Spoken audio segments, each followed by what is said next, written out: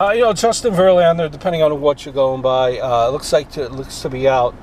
They're saying forearm strain, elbow, tender.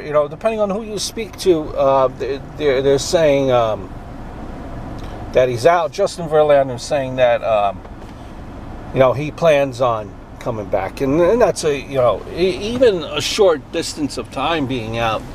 That's a big thing.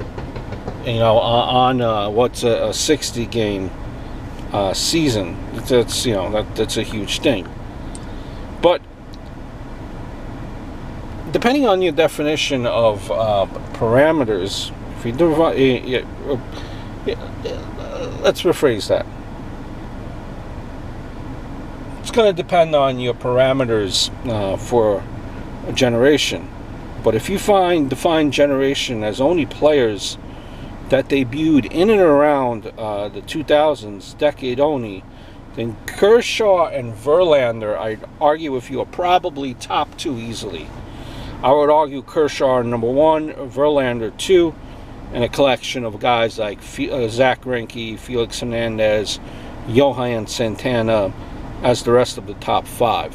Probably a couple of others there. Sabathia, Holiday, Ali, Carpenter, Hudson, that would make a solid argument. But those are my top five. I could see an argument for either of the top two as the best from that decade.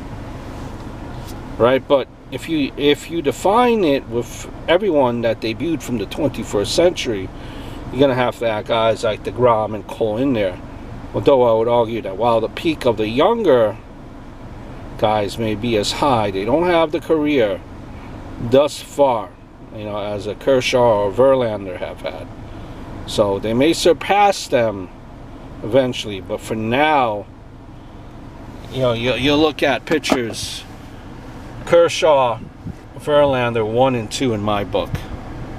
I hope all is well.